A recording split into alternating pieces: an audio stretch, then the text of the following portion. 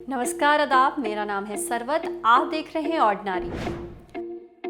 हवन करने से रोका तो आईएस ने परंपरा बदलवा दी। गर्भपात के अधिकार को लेकर सड़कों पर उतरी महिलाएं। भारतीय सिंगर ने कहा, अमेरिका में हुआ नस्लीय भेदभाव। ये सारी महिलाएं कौन हैं और क्यों चर्चा में हैं, जानेंगे ऑर्डिनरी के स्पेशल न्यूज बुलेटिन विन यानी विमेन इन न्यूज में। इस खास सेगमेंट में आपको महिलाओं से जुड़ी खबरों की और खबरों में रहने वाली महिलाओं की जानकारी मिलेगी। तो सीधे बढ़ते हैं पहली खबर की ओर।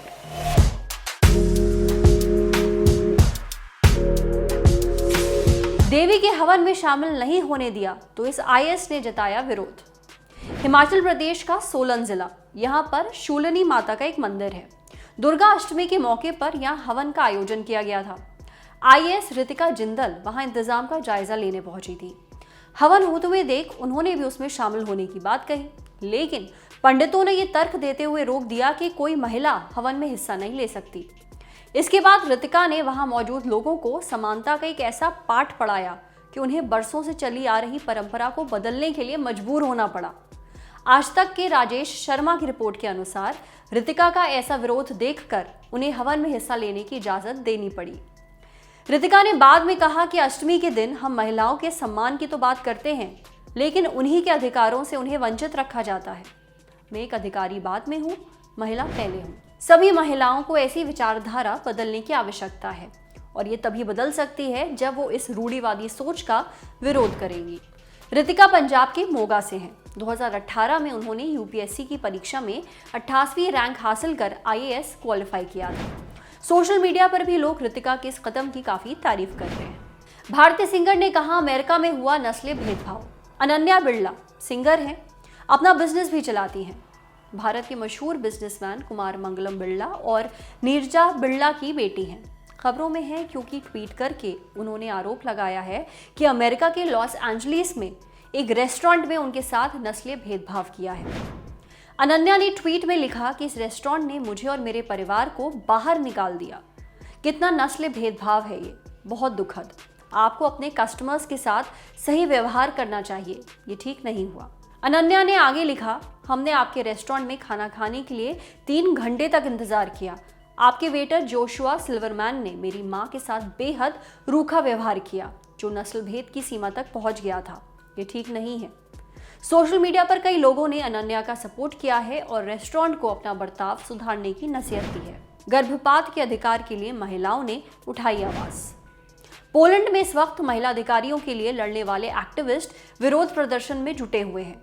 25 अक्टूबर को उन्होंने चर्च में चल रही सर्विस को भी रोकने की कोशिश की थी। वॉशिंगटन पोस्ट में छपी रिपोर्ट के अनुसार पोलैंड के संवैधानिक ट्रिब्यूनल ने नए नियम पास करते हुए अबॉर्शन के कानून में बदलाव किए हैं। नए नियम के तहत उन भ्रूणों का गर्भपात भी गैर कानूनी होगा जिनमें वंशानुगत खामी हो। ऐसी स्थितियों में अभी तक कानून गर्भपात की इजाजत देता था। अब उन्हीं मामलों में कानूनन गर्भपात करवाया जा सकता है जब रेप की वजह से प्रेगनेंसी हो या परिवार में किसी नजदीकी रिश्तेदार के साथ संबंध बनाना हो या फिर प्रेगनेंसी जारी रखने पर मां की जान को खतरा हो। पोलैंड में गर्भपात के अधिकारों को लेकर काम कर रहे समूहों ने इसके खिलाफ पूरे देश में विरोध प्रदर्शन की आवाज उठाई है। उनका कहना है कि इस तरह के नियम न सिर्फ गैर कानूनी गर्भपात को बढ़ावा देंगे, बल्कि महिलाओं को मजबूरन संभावित बीमारियों से पीड़ित भ्रूण पालने को मजबूर भी करेंगे। बेटी को गोद लेने वाली एक्ट्रेस की हो रही है तारीफ। एक्ट्रेस और टीवी होस्ट मंदिरा बेदी ने सोशल मीडिया पर घोषणा की है कि उन्होंने एक बेटी को गोद लिया है। बेटी का नाम तारा बेदी कौशल रखा है। अपने इंस्टाग्राम पर यह खबर शेयर करते हुए मंदिरा लिखती है कि वो हमारे पास आई है, ऊपर से एक आशीर्वाद की तरह। हमारी छोटी लड़की तारा, 4 साल, आंखें ऐसी जो तारों की तरह चमकती हैं। अपने वीर की बहन, घर में उसका स्वागत करते हैं हम खुली बाहों से। कृतज्ञ शुक्रगुजार तारा बेदी कौशल। मंदिरा और उनके पति राज कौशल की शादी 1999 में हुई थी। 2 साल पहले से अडॉप्शन के लिए अर्जी डाल रखी थी। जुलाई में तारा उनके घर आई। अब मंदिरा का कहना है कि उनका परिवार पूरा हो गया है। अब हमारा खास सेक्शन, आज की ऑर्डिनरी।